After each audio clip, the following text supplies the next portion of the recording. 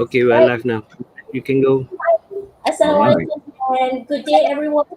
Welcome to your favorite Tech Guy Talks, where we will discuss issues regarding everything about technology and education, and of course, specializing especially in the 360 video-based learning.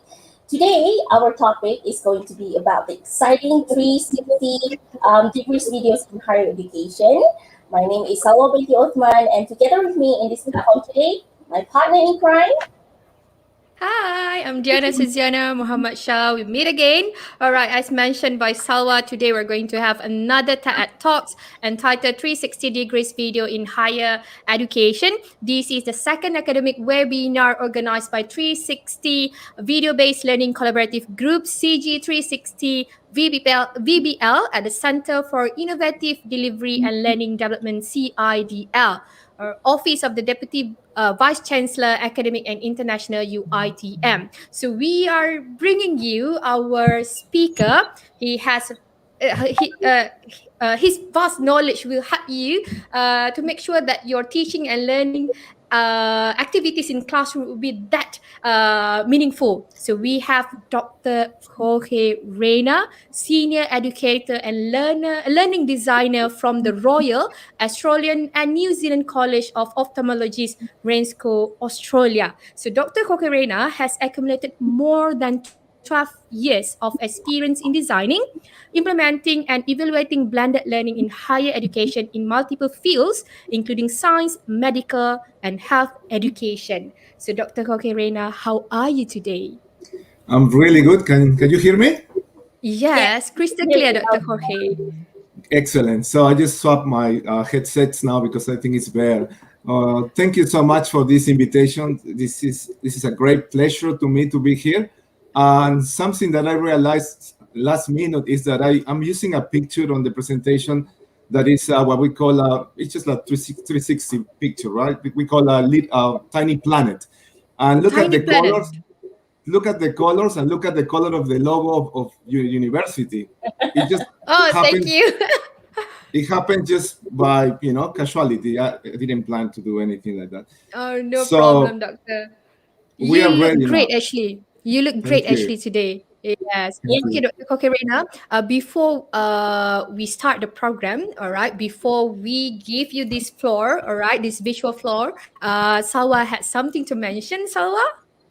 Yeah, thank you so much, Dianna. Just giving you a heads up to all the audience. We are currently streaming live from both CIDL official Facebook and also CIDL official YouTube channel. So please, to our dearest audience, do be very generous in hitting and smacking that like button.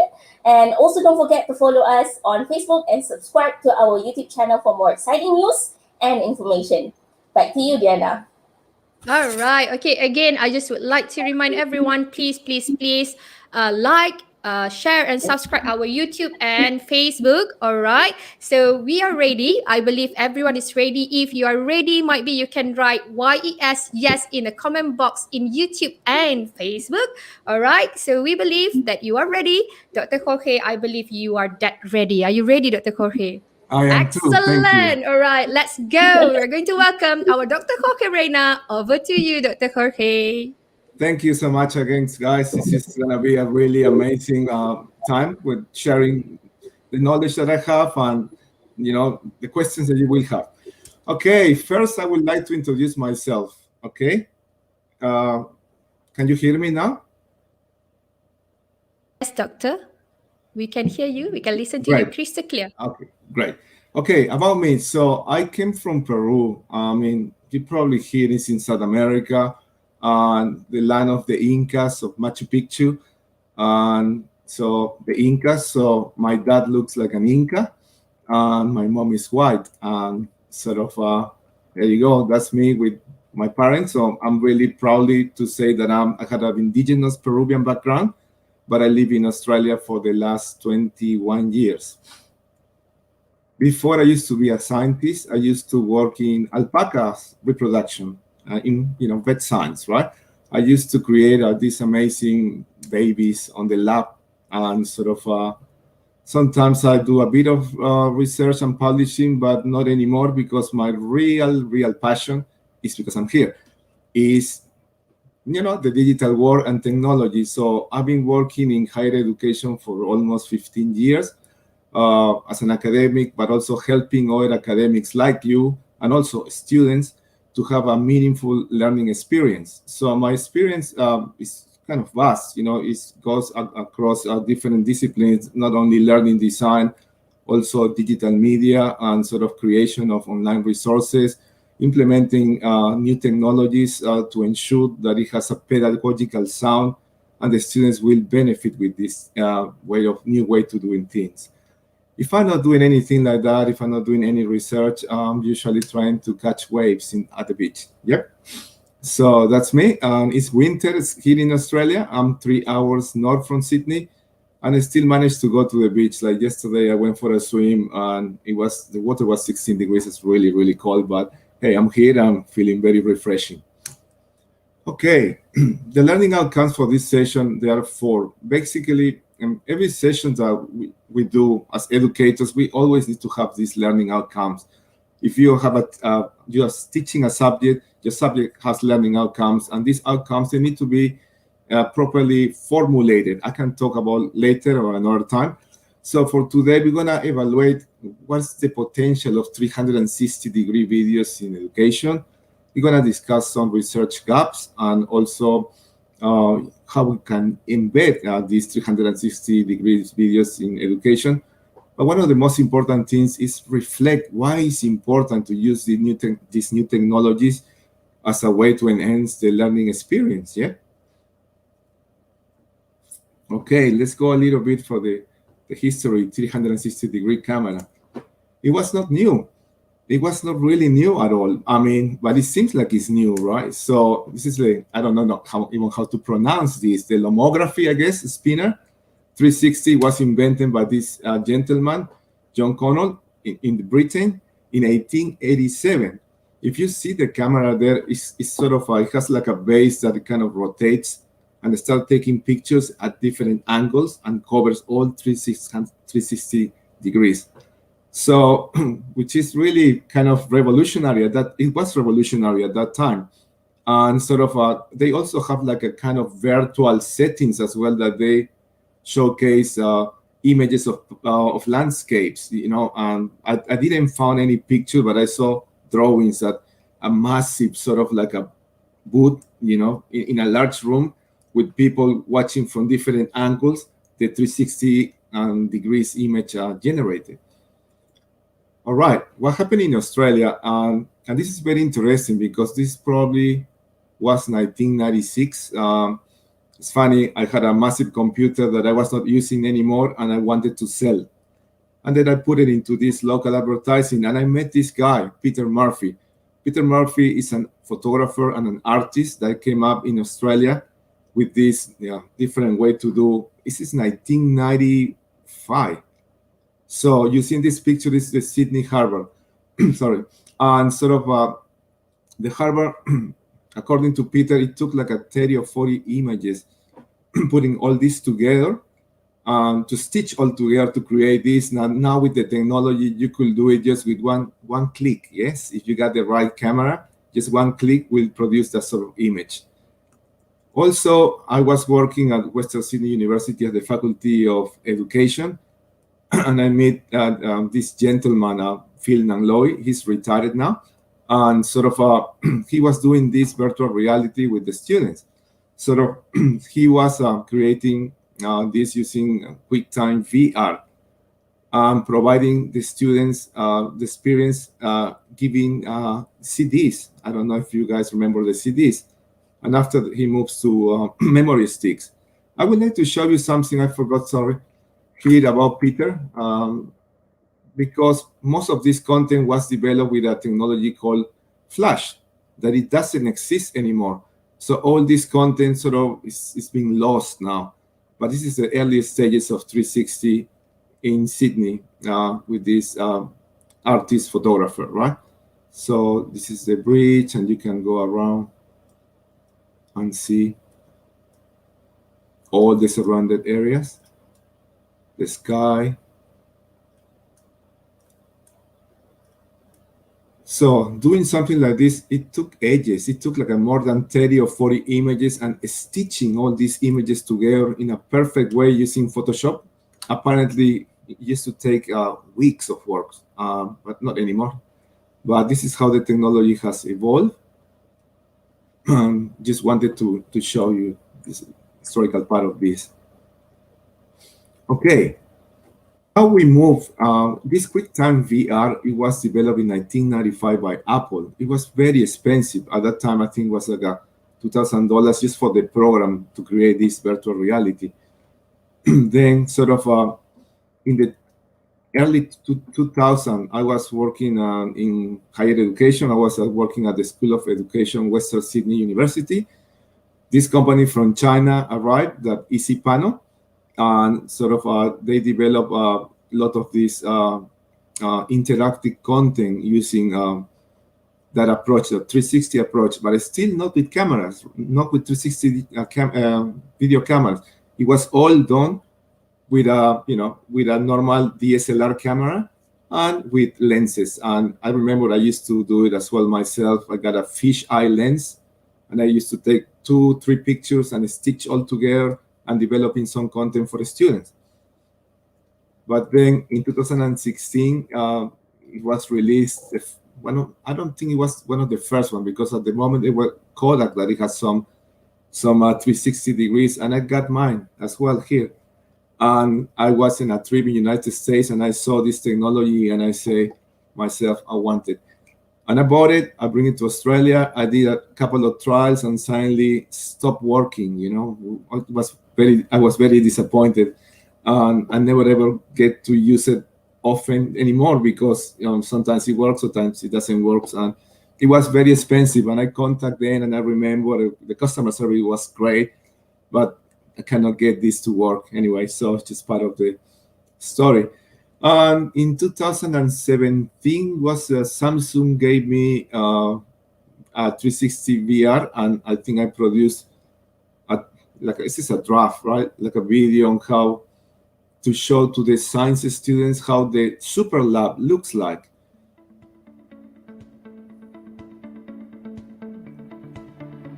Very low resolution, by the way.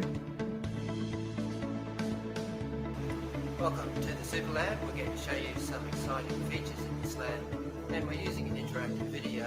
All you need to do is scroll left or right, magnify, increase as you wish. So just scroll around me and see what's going on.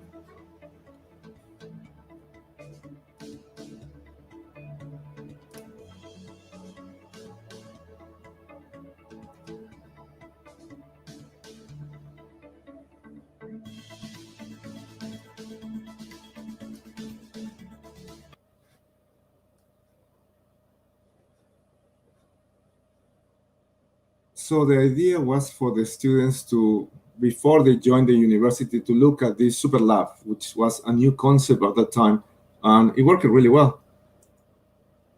So before we keep going, it is very important to make a differentiation, because there are 3 different things here that we need to talk, and this is based, my speech is about 360-degree videos. But some people will say like, oh, maybe 360 degrees videos is something from the past. I don't think so. But 360-degree videos, it kind of recreates real life. You've seen that video about the lab. So you don't need to use any VR headsets, right? So, and then virtual reality, some people it replaces the reality. It requires the VR headset, because you have that in your front of your eyes, and then you only will be able to see what it is there inside the Oculus, right? But augmented reality is obvious that what it adds extra reality to what you want to develop, right? And requires the VR as well. I mean, I got experiences using testing a few of the different gadgets like Lenovo and Microsoft, and it's just like you are in the room and you see things floating, in the middle of the room. So that's the more advanced sort of technology. We won't be covering that at this presentation. We're going to refocus on 360, right? But before we start talking about the technology and the limitations, it is essential as educators to frame our interventions and talk about pedagogical approaches or instructional approaches. In this case, I'm going to talk about the SARM model that many of you might be familiar with that. And this is important because it's not about having the technology and drop it into the classroom. No, because otherwise everyone can do that and we will not know how the students are going to be learning with the technology. That's why it is essential to use a theoretical framework, a theoretical model, some pedagogies to back up our design. So the SARM model has these 4 different levels, from substitution to redefinition. So I want you to think when you want to contact my colleagues at Mara University, when you want to use some 360-degree video, how your idea will fit in this model. It is very important. I'll tell you what, 360-degree videos could fit into substitution. I'll give you an example. The lab that I show you, so it substitutes the need for the students to go and have a look at the lab. So they can look it online and they see how the lab looks like. So, but I mean, augmentation, it is probably the next level, and not with 360-degree videos probably, but in the past when we were using QuickTime VR, we were able to create these 360 degrees, and we were able to create hot spots and to be able to, ring a bell when the student hit a button, put a link, release a text, and so on. But still, 360-degree videos can be used in that way of augmenting the learning experience.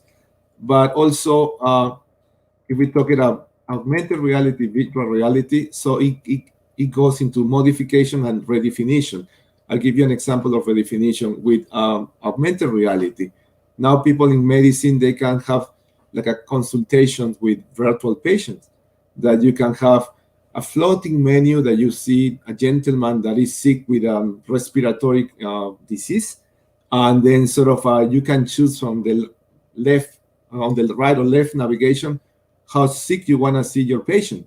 And then you click the buttons and you see the symptoms and you see how the patient sort of changes, which is really something that we cannot do it in real life, right? So that's why it's augmented. Okay, let's talk about the advantages, but also let's cover the disadvantages, because an expert in education and technology and almost like a philosopher, Professor Neil Selwyn, he always talks about us as educational technologists as being too keen on technology and not looking at the downside. So I learned just to look at the good part of technology and the bad part of technology as well, because that's how we're gonna make it work the best we can.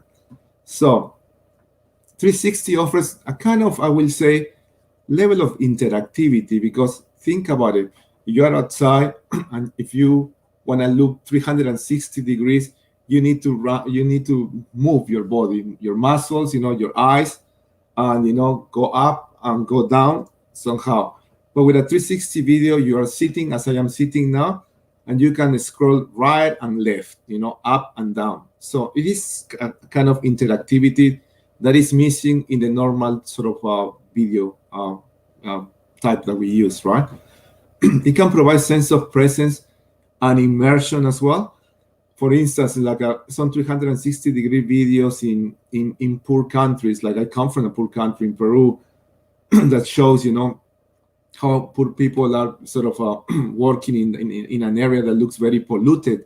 It really gives the student that sort of presence and immersion that is very important for the learning experience. As I say, it helps to connect with the content in a more emotional way. When you connect to something with an emotional way, you tend to look at the value of that in education.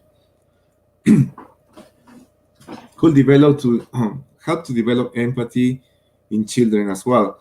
And this is really important as well for new generations. And they were claiming that they could motivate students and engage on the topic. So far, what I have seen, in my experience, so the students really love this type of interactions because the novelty, because allows them to see things that otherwise they won't be able to see in a more comprehensive way. Well, the disadvantages, right? We cannot hide the operator during recording. That's kind of obvious. So it needs a bit of editing. stitch sometimes is not perfect, and also depends on the quality of the camera, because these days technology keep progressing, and it is incredible what you could do now with these new cameras. Well, requires the cameras, obviously, the software and editing skills, but I guess, you know, your institution has experts there and the software and editing skills, and you slowly can learn too as well. One of the things that some people mention is that these 360 degrees videos, you cannot zoom in and out when you are recording the video footage.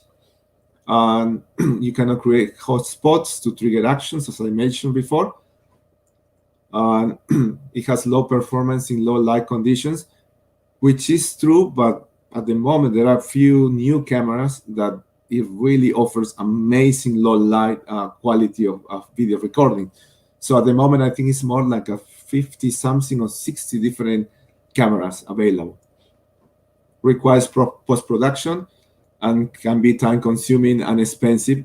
Yes, but the technology is helping also to simplify this as well. Some students report dizziness watching 360-degree videos. Some even reported to feel a bit nauseous about it. But I mean, they're really, really low percentage. It's kind of the same with people with the 3D TV in, 10 years ago. Some people, they still look at this with really cynical eyes. It is a gimmicky, or it's a true transformation of user experiences. So in this case, in students, right?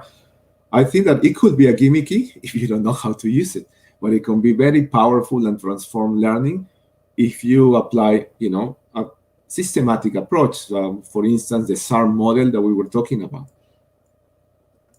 Okay, the research gap is kind of obvious. It's not enough literature writing in 360 degrees in the classroom. The problem is also that, people that they use this technology and they write some papers, not all of them, of course, but they tend to be so excited about the technology itself and focus so much in the technology and not really into the pedagogical approach, the instructional approach, which is very important. The research design, the data collection and analysis and evaluation on these papers are not very robust. This is another limitation as well, that it's really hard to draw conclusions from these papers being very objective, right? As I say, papers focus more on the technology and not in the learning outcomes. At the end of the day, it's about the learning outcomes. It's not about the technology. No strong evidence that is superior than traditional videos. That's another drawback. Some papers that they show, but these papers are really small, has a small sample. The research design is not so well put together, and so on.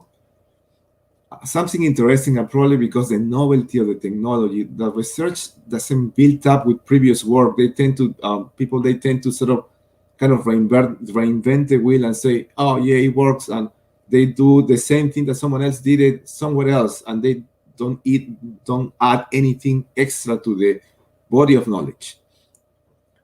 So the next step is, what are the considerations to embed this technology in education, right? So we talk a little bit, what pedagogical and instructional approaches will be used to design the task. Again, this is really essential, and it's the first step of every technological approach. Otherwise, it will fail if you don't identify that. And why? Because you need to frame how the student is going to benefit their learning with the new technology.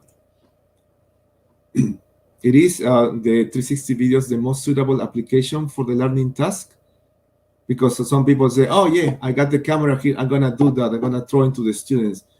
It cannot be that way. It needs to have value for the student. You will say, I'm going to use 360-degree videos because I could show my students a setting that they cannot see it, especially now with COVID, right? Something really essential, this is part of the learning design as well, how your tasks align with the course learning outcomes and the grade attributes. It needs to be aligned, of course. That's what we call constructive alignment, to ensure that the students are learning what they need to learn, and in their learning, they're going to go and they're going to go into their examinations or exams, and they're gonna perform really well. Another question is, what support your institution can provide to design these 360-degree videos? I think you guys got really good support so far that I can see in this your amazing website. How will you ensure that the students engage in the activity? That's another important question. These are the questions that no matter what if it's 360-degree videos, or even if it's flipped learning, this is the questions that should ask. You should probably write it down and think about it, because that will guarantee that you're gonna try to improve the student learning experience. So I want to show you this graph, and this is a research uptake of 360 versus Second Life. I say, well, why I'm doing this comparison? It's just because Second Life was really, really big a few years ago, and I wanted to see what happened. So this is the publications according to LearnTechLib, which is a educational technology database that covers all the conferences and journals and so on, because this is usually early adopters that they sort of they put this research, and LearnTechLib is really good to pick up all these latest innovations in education. See, there is a typical pattern there that it goes up for Second Life with the red line. It goes up to 2015, 2014, and then kind of goes down. I mean, the question is, in this case, what happened there, you know? So, I mean, we know what happened in this case. It was a great technology. It was very expensive to maintain, and sort of the novelty worn out. And sort of that's why it's sort of less research. But some people might say, but probably also many institutions adopt in their curriculum, and this is, you know, as business as usual now, and they are not interested anymore in research. But look at the bottom line. That's the research done in 360 videos. So it was never a big uptake. It's kind of a niche technology. Why?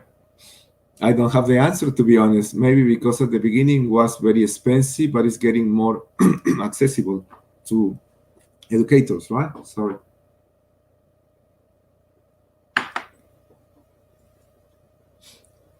Okay, talking about pedagogical approaches, you know, the pedagogies are so important because will help us to, you know, to guide the motivations, the learning processes, and the learning outcomes for the students. We could consider a different type of pedagogies like behaviorism, cognitivism, constructivism, experiential learning, connectivism. All of these different pedagogies depends of what will be your aim using 360-degree videos. I'm sure that your experts at your organization can look at your ideas on 360 and suggest what will be the best approach to frame your intervention. Okay, now we are moving into the uses of 360 degrees videos in the classroom. Honestly, the sky is the limit, right? It's being used in teacher education, reflection on their performance, for classroom management. Imagine that you want to observe a pre-service teacher in a teaching setting, and just to put the camera in the middle of the room, on the corner of the room. Well, it makes sense to be in the middle of the room, and then sort of it can be used this information just to not only self-reflect, but also to see how the students behave, right? That's part of the classroom management, you know, and how they engage, if they engage, or if they don't engage, and then discuss with their peers. I mean, I did this intervention, didn't work. I did this other thing, it worked quite well. But this is the affordability of the 360 video.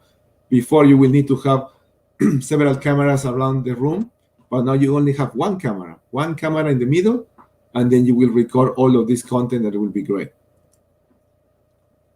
For teachers to understanding of classroom settings as well. In early childhood, for instance, you know, the students, before they go on prac, I think they go on prac in Australia, and first year or second year, before they go on to prac, sort of they don't understand how the settings and how the classrooms are set up. So this is what we did in 10 years ago. We used to know 360 cameras. We used to go with a camera into an early childhood setting, locate the camera in the middle, use fish eye lens, and capture these images and creating this virtual reality and give it to the students inside. At that time, they were using Blackboard.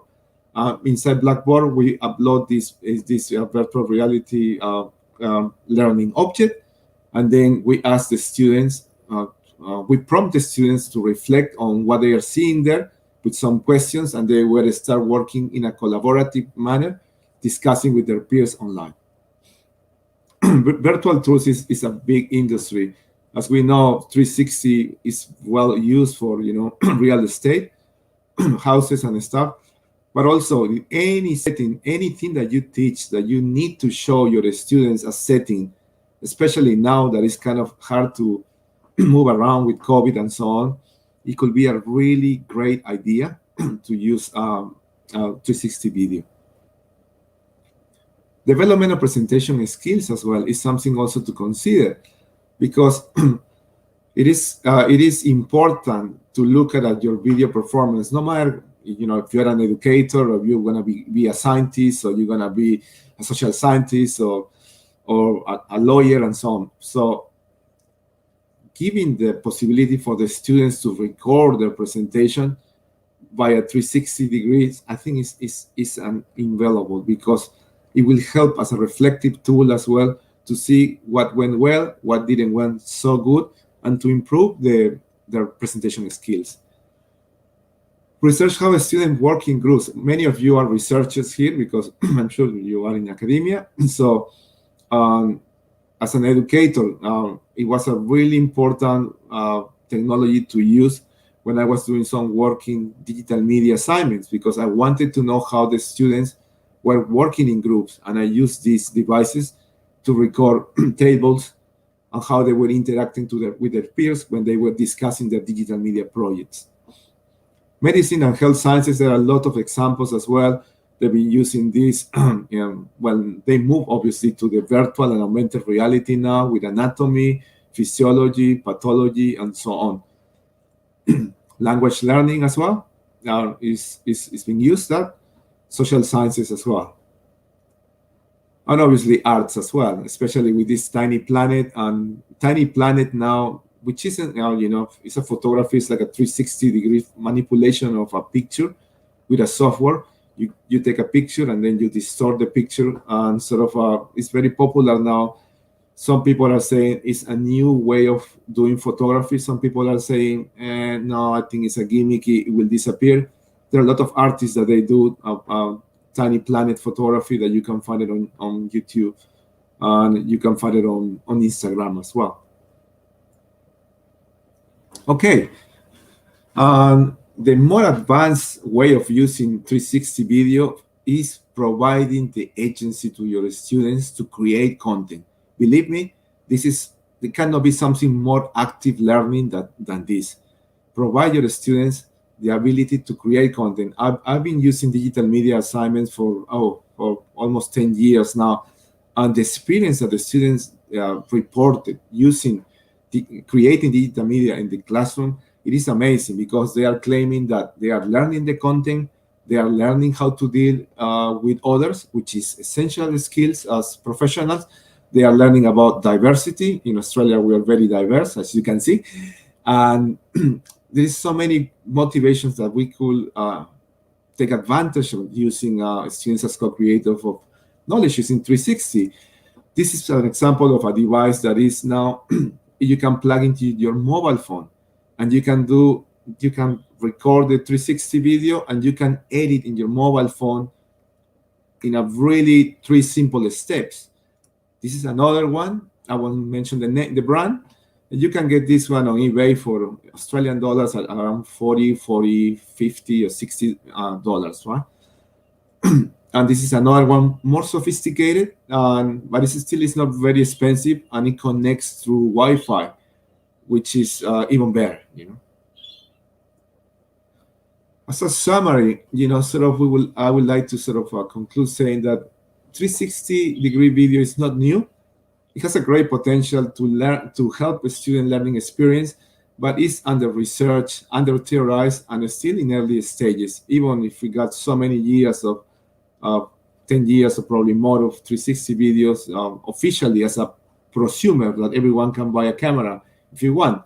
It's still a field that it really needs to be explored in a more sort of a systematic way. As educators, we really need to be careful how we design these experiences to enhance the student learning. As I mentioned before, framing with the SARM model or pedagogical approaches, that's the way to go, because it's going to help you to identify, okay, this is the way my students are going to learn, and this is essential. So now if we move to VR and AR, they obviously offer richer experiences than the 360-degree videos, right? But all will depend on the context and the learning outcome we want to achieve, right? In some cases, we will use, augmented reality. In other cases, probably just need something a bit more conservative, 360-degree videos, right? Your institution has access to 360 degrees camera. Please, please, please take advantage of them by working together with your learning designers. I don't know if you guys call learning designers or technology expert to incorporate into your course or in your subject, right? Now, one of the things that I want to say here is like there were a lot of technologies in the past that never ever make. One is the laser disc. It was about this size. It lasts for 2 years and disappeared. It was nothing bad about the technology. It was incredible. The quality of the video was so good. The next technology, it was the mini disc. Many of you guys might remember the mini disc was incredible. The sound quality was kind of unbeatable, but it didn't last long. It was not uptake. Another technology that kind of failed was also the 3D, TVs. And some research done, they said that people didn't they were not keen to use glasses all the time. So people get dizzy and so on. And well, still there are 3D TVs, but it's not a big, it's just not a big market anyway. And the pager, many of you will remember this pager thing before the mobile phones. But I mean, the pager, before the smartphones, because they were already mobile phones at that time. The pager was not a failure, actually. It was great. I used to have one. But when we moved to smartphones, it became obsolete, right? So the question here is 360-degree cameras, what will happen with that? We already saw an evolution of them, getting into virtual reality, hardcore or augmented reality. But I do believe that 360-degree cameras is a niche product. Not everyone will like to develop 360-degree cameras, but as educators, we need to look at this technology as a way to empower our students and to improve the learning experience. I would like to say thank you to Dianna, my new colleague, for this invitation.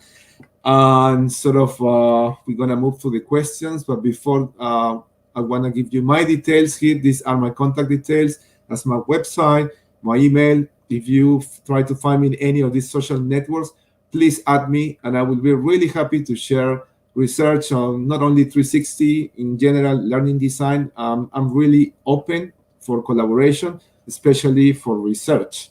And yes, now probably time for questions, comments, or complaints. Thank you very much.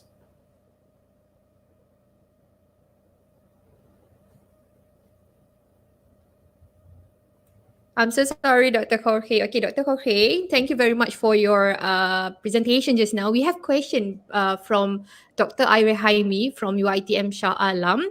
Being a 360 content developer, I know others are put off when they need to buy 360 cameras. What is your take on this, Doctor? How do we convince them to invest in 360 techs for teaching and learning?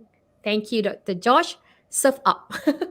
Thank you so much. This is a great question. This is a really Okay. good question. And it's also, I've been experiencing this for the last 15 years. And why? Because working with academics, well, I used to be an academic, right? I'm not an academic, but I'm a researcher now, okay? So we really need to offer value to them.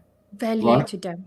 Value. This is the key. If you want to spend money in something, you really need to have prepare some scenarios to say, okay, you are teaching this subject.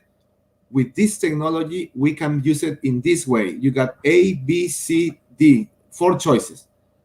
That will happen is, if you do this, a problem, imagine like a troublesome knowledge. You say that it's when knowledge is really hard to grasp from the students. If you nail that knowledge, that troublesome knowledge, with the use of a device like this or any other camera, so the educators will start looking at this technology with different eyes. And the best way to do it is to start piloting the small projects that you have. Yes, pilots are great because the pilots, I'm really happy to get involved. If you guys want me to be involved in the future with the piloting. Excellent. Amazing. Because we ensure that it has pedagogical approach. And then I tell you what, if we do the right thing, we will show the value. And then we publish an article, and, with academics is how it works. You got the evidence there, and people will be more motivated to spend the money. Thank Correct. Yeah, I do agree with your point, Dr. Jorge. I think in order for us to have a meaningful classroom, we need to invest, on 360 video degrees, because I believe at the end of the day, it will be meaningful to the students. Moreover, it helps us in this pandemic, actually. Am I right? Exactly. Especially now the challenging times that we are living. That's a great technology, heaven sent,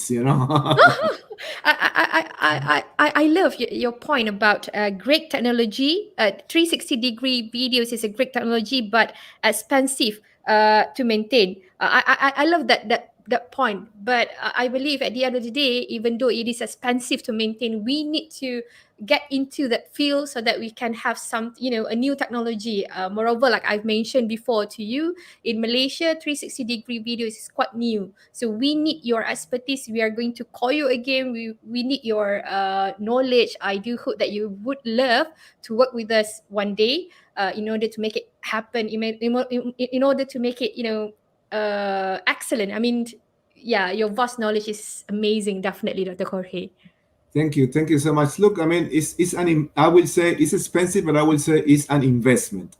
It is an investment because people will say, oh, cameras that become obsolete very quick, but not really. These ones, they still work. The old versions still work and still will do the job. I think there is value. Yeah. Okay, Salwa. Yeah. Yes. For me, I think the expensive part is one thing, or is an investment, like what you said, the Jorge. But for me, I think on the educator side, they have to be willing to not just invest money into the equipments, but also have to invest time in preparing themselves to get or to gear themselves towards this change in the teaching and learning phase, having these equipments and whatnot. I think it's a good platform and it should be utilized. Great, thank you. That's a really important point that probably I forgot about it. So, right, so it's the investment in the technology, but it's also the investment in the packages that we're gonna be delivering to the educators, to the academics, because at the end of the day, is what it make it work. Like, there are a lot of examples. Like in Australia, it was a big program that they provide computers to all the schools, but they didn't provide support, and the computers were there, and no one used it much because, the support that we provide to the academics, make it or break it. And, so make it or break it. That's it, right? It make it or break it. And creating all these simple materials, creating workshops online for the academics, to understand how they can use 360 is the way to go. Yes, exactly. And I what I like most about this is that you mentioned about support. I think support is the most basic things, and it should be given to all staff. If we were to implement this and make sure that the implementation is working really, really well. That is essential. I had experiences, sort of deploying blended learning for almost 15 years, and the support is essential. And some areas, the academics are a bit more reluctant to use it, but it just takes only one person in that group of academics, that wants to do it and do it well, and then everyone will start talking, and it will be disseminated quite well. And at the end of the day, everyone will benefit. The academics will benefit, gonna have some research Yep. published, and the students are gonna benefit with the learning experience. Correct. Yeah. Like I mentioned Yeah, before, that as well. definitely with 360-degree video learning, it can help us, the educators, the academic, to have a meaningful, to prepare a meaningful experience to students. For example, in this COVID-19 pandemic, we believe with this 360 video degrees, it helps students to understand more on the theory taught, for example, or might be, we can somehow share hands-on activity, for example. Am I right, Dr. Jorge? Excellent. Excellent. Yeah, that's All right. right. That's the way. So I have one more question. How do you manage your time, actually, Dr. Jorge, between doing your research and as well to prepare for the 360-degree videos? Sorry, can you repeat again the question? Sorry. Okay. How do you manage your Yeah. time between doing your research and preparing for 360 video learning, for example? Yeah. How do you Okay, manage your that's a time? that's a really good question. Thank you for asking. I mean, at the end of the day, it's about self-regulation, right? Self-regulation is so important, and Self-regulation. self-regulation, because at the end of the day, I was an academic before, and I know we got competing schedules. You need to teach, you need to do research, you need to write grant applications, and so on. I mean, it's academic life is very complex. It is very complex because it has so many demands, right? But I mean, some of the educators, maybe the more conservative ones, they don't know this, but as much as they can implement effective technology in their classroom, it will decrease their workload. For instance, before COVID-19, a lot of people were reluctant to give it a go to flip learning, and developing content for flip learning, it takes a bit of time, right? But it's an investment as well, because it will free the academic rather than teaching face to face. Put it online, the students will have a better experience, and they will have a little bit more time to engage with research and other matters. Yeah, exactly. I think what is Oh, the student are all the makers. yeah, I think what is the most important or essential part is that just the first step to begin anything. I mean, like if on the other side, oh sorry, from the management side, they provide support, they give us resources and whatnot. Probably the shift towards gearing this thing up will be even smoother. That's right. Totally. Yeah. Yes. All right, Dr. Jorge, we have one question from Dr. Ira Jaime. I'm going to read it to you. What's your opinion, Doctor, please, other than for researchers or academics? Are 360 videos useful for our students or learners? And how do we open up access for them to learn through 360 technologies? All right. That's a very good question. So, I mean, all depends. I know that realities are varies in Australia is different than in Malaysia, right? But I mean, I will suggest to take the approach of students as co-creator of knowledge. What you will need probably just to apply for a teaching and learning grant. I'm sure that probably your institution has this type of initiatives, and sort of Yes, we find have. some find some relatively budget 360-degree cameras for the students, and imagine that you have a group of 40 students. You got 5 cameras, and then you sort of you group them and provide one camera you lend the camera, right? These cameras that they can use with their mobile phones, and then we can develop an activity, a learning activity that the students, they need to engage with that. And in different, for instance, I'll give you an example from I used to teach in science, right? In environmental remediation, you could give that camera to a group of students, and you ask the students to identify in real life a setting that is very polluted, and Oh. record with the 360 camera, okay? And then they go into that setting, they record that, they put it into YouTube or Facebook, and then you ask the rest of the classroom to interact and to discuss what possible remediations can be done in that environment. And they can interact with the place without going to the place, you know? So Immersive learning. Yeah.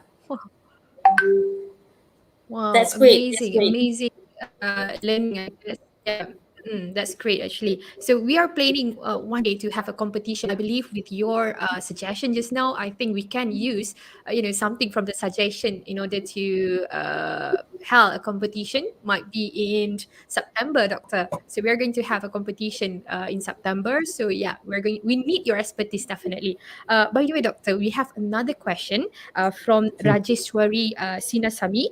What the shortcoming issue in ready-made video from YouTube compared to 360-degree video in terms of student learning? Okay, made video from YouTube. Okay, we are talking about two different mediums, right? So this is both are videos, right?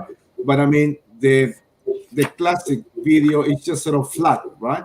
It is just flat, and as I mentioned before, if you really need to showcase the surrounders, you know, for the students using just one camera shot, you know, where it is long shot, medium shot, you know, close-up shot, is still very limited because the students cannot really see the rest. But if you use a 360 degree, opens, you know, a three-dimensional world for the students. Instead of looking at one angle, they can interact with their finger and just run around.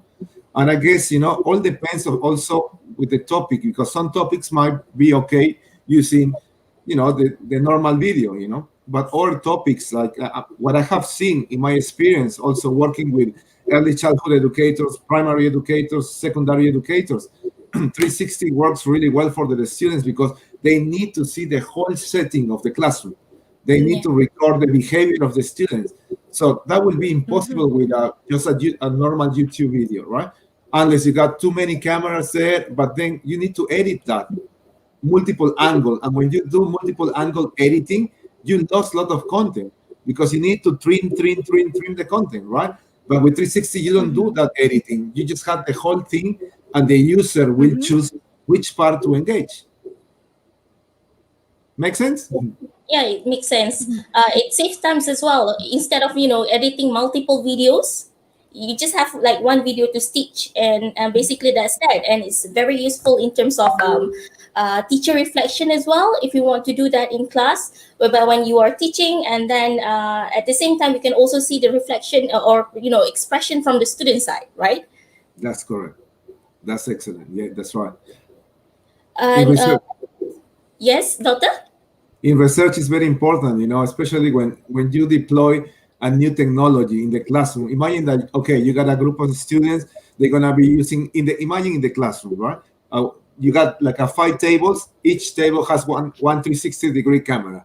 You can use another 360-degree cameras to record all the interaction, and then go back and see how the students on the different tables they interact. And you got very, very rich data. That data can be to improve your practice, can be for research as well. So exactly. I agree with that. I concur with that. I think it's gonna give a rich data, or probably providing us with a lot of information, especially in terms of teacher reflections, and also in terms of giving us feedback, or room for improvements in our teaching and learning area. Doctor, we also have another question from Rajeswari again. How we can implement 360 videos for level learners? For lower, I think it's lower. Lower level learners. Yes, Level lower learners. level. okay, when you I need a clarification. When you mean lower level learners, you mean that students that they don't engage, huh? Okay, let me see if we have feedback from This is Rajeswari. Lower level learners could be in a form of probably primary schools students, or lower level learners as Rajeswari. If you are here with us, still watching us, can you be specific with the lower level learners meaning?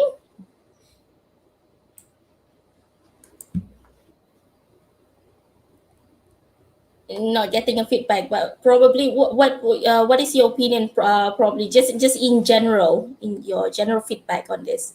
Okay, so if well, still I don't know how he's using these lower level learners. I mean, if I take it from the way that is people who don't engage, is usually people who don't engage is because they don't see the relevance of the learning into their lives, right? And if this is the case, Correct. it's so important to communicate with the students. Whatever technology you use, you say, okay, I'm gonna use this camera for you guys to create content, but you need to give them the rationale why they need to use that technology. What are the benefits to do that? Because that's the only way that the students, they need to buy in. If they don't buy in, they will look at you, yeah, right, I don't want to use that. See? So it's about self-regulation and motivation, and communication is so important, because whatever you decide to, whatever teaching method you decide, you really need to communicate to your students and discuss with them and hear them what they need to say too. The last 5 years in education, there is a tendency that we call, students as partners. We ask the students, what do you think will be the best way to learn this part of the subject that is very complicated? Using 360-degree camera, maybe, yes, sure, but what they think about it, then they feel that they are part of the party, you see? I Oh, see. all right. So at the end of the day, we need to go back to our student and ask their opinion. So might be from that opinion, we can help them to, come up with a good video so that it can help them to have a meaningful experience in classroom. Am I right, Dr. Jorge? That's correct. All right. Okay, so we have another question actually from Khairul Ahmad from Facebook. The question is, Dr. Jorge, I'm actually doing my PhD now. Do you think 360 videos in education is a good topic for a thesis? I am teaching English. Any suggestion, please? Yes, of course there is, Of and you know course. why Kai is a really great topic. I'm gonna release a lot now. Okay, it Oh, is a great, I'm doing my PhD as well, Dr. Jorge, in 360-degree videos. A lot of people don't realize that. I mean, when you start a PhD in a topic that is not so much research done, okay, let's face it, it is very, very challenging. It is, but because it's only a little literature, you don't have so many papers to read. You have more room to be creative and to implement a lot of things. I mean, 360-degree videos, a PhD thesis, it will be amazing. It's so many gaps there that you can consider. I'm happy if you shoot me an email. I can give you some ideas for sure. Go for it. Oh, all right. So I'll share your email to Cairo. Might be after this. Cairo is one of our colleague. He is also in this team as well, Dr. Jorge. Right. Yes, great. Yeah, excellent. I remember that I reached you because I've read your paper, all right? Because I am doing my PhD as well in 360-degree video, and I've read your paper because I would like to look for the gaps. Hence, because I love your paper very much. So here we are today together with you in this platform. All right. Thank you. Dr. Jorge, Salwa, we have one more question. Am I right? From Sharaf Yes. Ahmad? Yes. Right, probably Maybe we you can would like pop to it up read? on the screen. Okay. All right. So while waiting for Yeah. Niza to pop up. All right. So the question would be 360-degree, definitely e-learning technology for the students. Can you please advise on the implementation in an environment where internet connectivity is weak? That's the question. That's a really, really good question, and totally understand that. That's the challenge, to be honest, because internet, for 360 in general, for any video, I mean, internet needs to be fast, otherwise it won't work. So that's a really tricky question, but I totally understand, because not everyone has the luxury to have really fast internet. And I will say probably how bad it is, the connection, right? So probably it will be a different way to use it. To design learning in that context, right? Maybe not using 360 degrees, but using something different. Maybe using images instead, and instead of stitching all together into a learning object because the internet is an issue. It's just creating a PDF with some comments about the different parts. That will be probably my approach, because the internet is essential for this. If you really don't have a fast internet, the learning experience will be compromised. And I guess if it's the case, I will suggest we will probably need to redesign the task according to the technology, can be supported by the internet, I see. All right. I guess that's the case as well in Malaysia, especially when it comes to the rural side. Sometimes we do have like budget to have like to spend a little bit on the coverage of, sorry, not the coverage, the package of the internet, whether it's going to be a lower speed or lower, or the better one. But then again, we are a little bit concerned on the coverage of a particular area. Sometimes that place does not have like fiber optic option available, so that would be the disadvantage of it. So yes, I also see that. I also see that where in the place where the internet connectivity is weak, then we do not really have an option. When it comes to teaching and learning, we have to resort to the most reliable medium that we have. Like for example, PDF, or lesser medium that require less bandwidth. I got an idea now. Thinking, right? I got an idea. So Thinking, all right.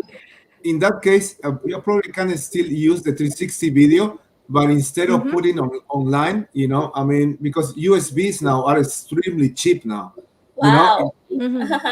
Because we used to do that in the 90s, so we used to have a machine that you put like I don't know, 50 USB, and you copy in one go all the USBs, and we give it to the students. It will work. I think it will work. You create, but it means that you need to planify exactly what you want to do, and just to create your 360 degrees videos, create a folder structure and copy into this, USB, and give it to the students in advance. That's a great idea. And then we can post it out all over the, all across Malaysia. Sorry, I'm not sure what happened to my tongue. No problem, Salwa. It's really a great idea. I mean, we can have that in hard copy, not hard copy, in the future, soft copy form, and then post it to our students. Yeah, I think it's gonna work. It will work, right? Yeah, it's about being also, it will work. We need to always have plan B. Yeah, always. It's like being a student center. Understanding that some students might not have the privilege that we have. And having that, sort of develop the intervention fully online for some people, for other people, USB, and see, Yeah. So we need to be very creative in delivering your content to your students. That's right. Right, innovative and creative. All right. Okay. So, do we have more questions from the audience?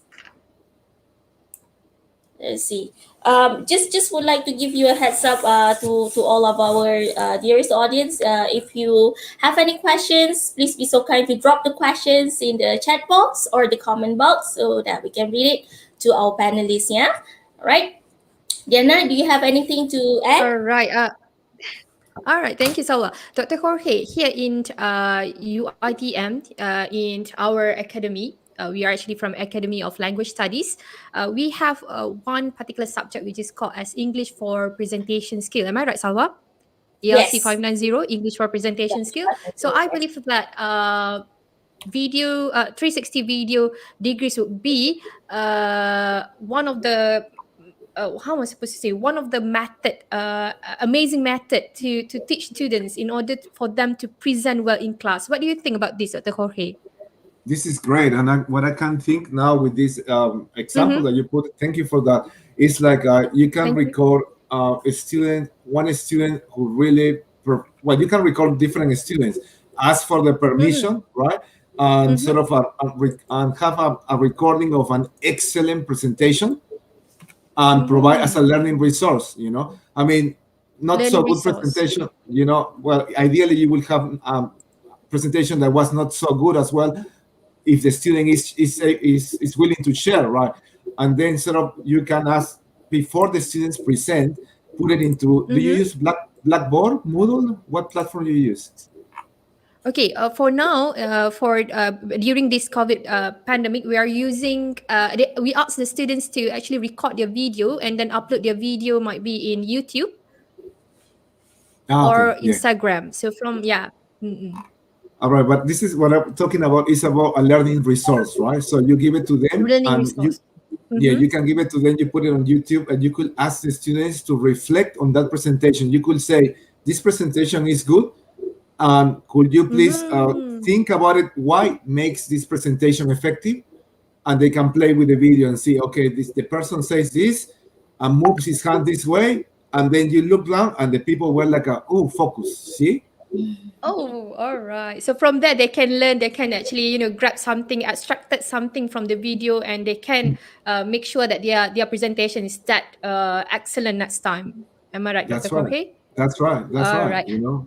That would be Okay. great practice for them. Yeah. Yeah, great practice for them. Excellent. Dr. Jorge, we have another question actually from Facebook.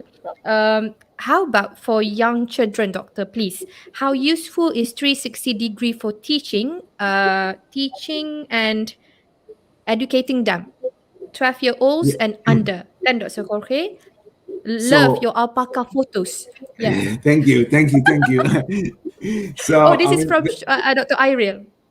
yes, thank you. So this is a really good question. What I have read in 360 has been used in primary settings as a way for the students to develop empathy, because one thing is just to see, people, we are poor people in South America, in Peru, where I come from, and other places in the world.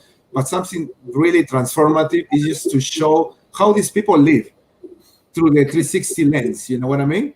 I mean, that paper is what they did it, and they measured that the students, they develop empathy towards people and they start feeling that, they were lucky that they don't have the issues that other people in other parts of the world have. That would be very powerful, to sort of I will say from the pedagogical perspective, probably just to modeling, their behavior, to see and how other people live in disadvantaged countries, how they live, and sort of provide them a really good sense of immersion, and they will develop their empathy towards this. I think would be amazing. All right. So Okay, we go back to the... Yes, Yes, Dianna, Salwa. sorry. Continue, Salwa.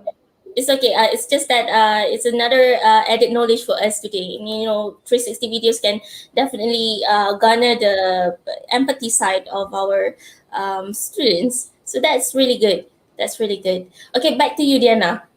All right, no worries. So I think we need to go back to the ideas that we need to always help the students. All right, I love the ideas that you told us just now, whereby by uploading our videos, our 360 videos, for example, during a presentation, we can help the student to see and extract something from the video, and at the end of the day, they can enhance their presentation skill, and they can provide us with an excellent video. So I believe it works the same for lower students. I mean, I think it is also work the same. Am I right, Dr. Jorge? Yeah, correct. That's it. All right. Yeah. Okay, Dr. Jorge, we have two more questions. So I would like to read this question. It's quite funny actually, and I think when I read this question to you, you might you might feel this is also funny. Is that true that pigeon can see 360 degrees from Zahir Alauddin UiTM Perak? That's a very good question. I used to be a vet, right? But I mean, I'm not quite sure about it, but I could check it. But I mean, something that is very true is that one of my best friends in Australia, he's a pathologist. He owns a lab. And he told me about a research in Europe, I think it was in Germany, that they were training pigeons to look at pathology images because apparently they got amazing eyes. Not sure if it's 360, but I guess because I'm a bit, I think there can be almost, it needs a bit of a stitch there, but Could be the case, you know. Could be the case. All right, thank you, Dr. Jorge. I think Dr. Jorge has answered the question. All right. It's quite fun. Thank you, Dr. Jorge. Thank you, Dr. Jorge. Sometimes we need this kind of question. Oh yeah. All right. Yes. All right, Dr. Jorge. Salwa, we have one more questions. Do you want me to read? Yeah. Yes. From Safwan. Safat Salim. All right, so I'm gonna read it for you. Yeah. Okay, doctor. Let's say I develop lots and lots of 360 contents, but then the only way I can share them with students is via YouTube, right? So, do we have better alternatives, but for free? Thank you, doctor. That's a really good question. So far, I mean, for free is 360 support. There is YouTube and Facebook, and I will need to check if it's. I think there is a couple more platforms. I don't have the name at the moment, but I could provide later on. And I think that's it. You know, so that's one of the things as well that, I mean, support for 360 is not everywhere. As I said before, it's a bit of a niche, right? And sort of well, YouTube is fine, you know. I mean, we could use YouTube, and some people will say, yeah, but it has a lot of content that distract the students. Yes, but we need to teach the students some self-regulation skills. One of the self-regulation things that we need to teach the students is about environment structuring and time management, which means that if you are really focusing one task and you want to learn something, you need to switch everything. And it comes with practice, because all these skills can be learned. You know, everyone is able to learn that. And I mean, if we use Facebook, there is always the idea you can go and look at something else. But I mean, if we teach the students, you know, how to focus in one task, you know, it should be fine. Yeah, YouTube, it's fine. Yeah. Yeah, I think YouTube is fine as well, because we have. I think everyone has YouTube account, right? That's yes, right. Yeah. and I would like to inform you, Dr. Jorge. I believe there are a lot of participants today in our YouTube, and they love your sharing today. And I guess they love you. Might be, yeah. Sorry, I get a bit distracted by a question here. Could you repeat again? God. Sorry. No, I'm just telling you that we have a lot of participants in our YouTube right now, and all the participants in our YouTube love your sharing so much. Thank you so much. This is great. You know, right. This is one of my passions. You know, it's one of the things that I missed. You know, when it was not COVID before, right? We used to travel a lot, meet a lot of colleagues like you, share ideas, collaborate, meet the students, meet the academics, and eventually the world will go back to normal probably next year. You know, and you never know. Yes. I might go there and visit you guys. You know.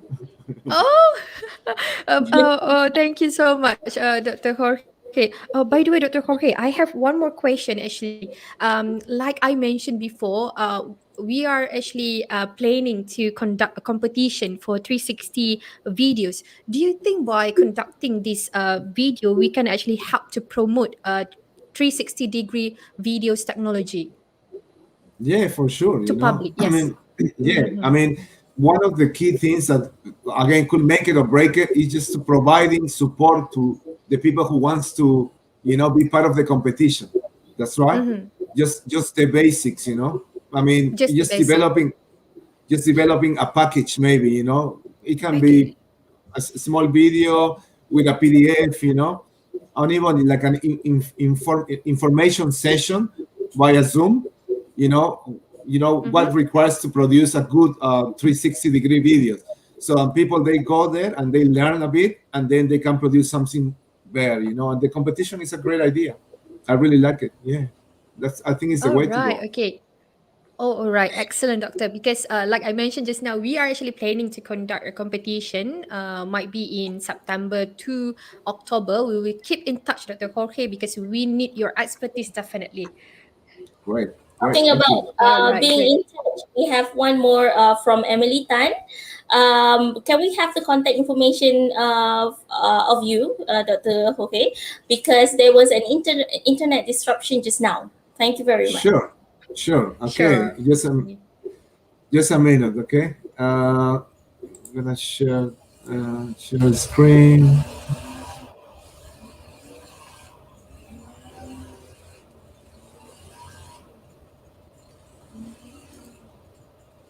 Is anyone can see my screen now? I'm not Not looking at yet, it doctor. just yet. Yeah. So that's my website. That's my email address. That's my Instagram. Doctor, Yep. we cannot see the screen yet. Okay. Just a All minute. right, no worries. Oh, I cannot share the screen now. Niza. Meaning our magic man. Okay, great. Yes. All right, excellent. Thank you, Niza. Really magic. It came like this, you know. Okay. Oh, So quick. all right. Thank you. Okay. Now everyone can Okay. see, right? That's my Yes, website. I love the photos. I love the photo. Thank you. That's a GoPro. Yeah. A GoPro. Oh, by the way, Okay, Dr. I forgot to mention this camera. I put it on my board as well, and I record Uh-huh. 360. And it was probably 5 years ago when I learned to surf, and it was great because I come back home and I reflect what I was doing in the water, and I realized, oh, I'm not extending my leg the way I should, you know, and all because it's 360 thing. So works too. Oh. So this is the camera that you told us that you bought in 2005. Am I right? 2015, yeah. Oh, 2015. 2015. All right. Okay. I used it 2-3 times, and maybe that's the water damaged that. That's why probably. All right. Okay. Salwa, Okay, I think. thank you very Yes. much for answering your question, for answering our question just now, Dr. Jorge. Like we mentioned just now, we definitely need your expertise in order for us to make sure that our plan to be as excellent as it should be. All right. So Salwa. Yeah. By the way, I just want to give you another heads up to the dear audience. Please don't forget to sign your attendance or probably click on the link for the form for the attendance form so that you'll be able to get the e-certificate delivered right away into your email. Okay, right? Yes. So, Dr. yeah. Jorge, do you have something to say before we end our program today? Might be? Sure, always. You know, first Always. I would like to say it's been a pleasure, Diana and Salwa. Thank you so much. And Thank you. Thank you, Dr. Jorge. I feel that we're gonna be working together in the near future for sure. Yes, And definitely. I got a message for the educators, academics, you know, tutors, and so on. I mean, look, you know, we are living really difficult times, but I mean, these difficult times won't last forever, right?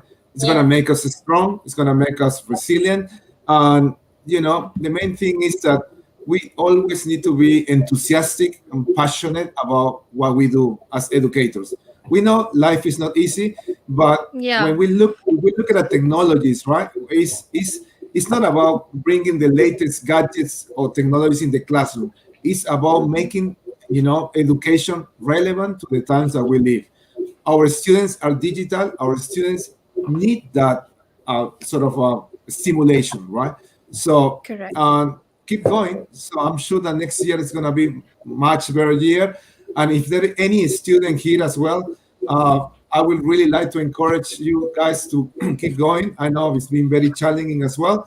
And you know, the best thing that will help you in your career is just to learn, you know, and to learn and to, you know, especially when you are in touch with your peers, you know, because many times when you are alone, you feel that you are struggling with the subject, you feel that you are not good enough. Everyone is good enough. Just talk to your peers and help each Mm-hmm. other. That's my message, and thank you so much again. Thank you Make very it or much. break it, doctor. Am I right? That's right. That's Yes. right. Yes, I love that. I'm going to use that after this. Right. So make it, break it, Salwa. Yeah, we can appreciate. All We right. will All make right. it. Yeah, and until you or fake it until you make it, right? Okay. Right. So before we end the session, to our audience, just giving you, you know, some pep talk. Please don't be shy to follow us, share and subscribe to our channel for more exciting Mm-hmm. news and info that will be discussed and disseminated. We will also be blasting emails to our internal mail communication platform. So stay alert. And on behalf of CIDL CG360 Videos team, we would like to thank Dr. Dr. Jorge Reyna, for the sharing of your time, resources, knowledge, and expertise from the bottom of our hearts. Thank you very much. All right. Thank you very much, With a everyone. pleasure. So before that, I just would like thank you very much, Dr. Jorge Reyna, for taking a short break from your packed schedule. I know that you have a very packed schedule. Thank you, everyone. Thank you, Dr. Jorge Reyna. Thank you, Salwa. Before that, we would like to invite everyone to join us on 27 July 2021 for another program, Siri Bercakap dengan CG, berkongsi aura pemenang anugerah video PDP. The moderator is going to be our fellow Jom sertai kami. Alright, Dr. Ira Haimi Muhammad Adnan with two young lecturers from UiTM Tapah as well as UniSal. Alright, University Selangor. Thank you, everyone. Thank you, Dr. Jorge Reyna. Thank you, Thank you. UiTM Perak, Melaka, Kelantan, and everywhere. Thank you, Indonesia. Thank you, Philippines. Thank you, everyone. Assalamualaikum. Assalamualaikum. Thank you, Dr. Jorge Reyna. Thank you, you so everyone. much. See you. Again. Dr. Jorge.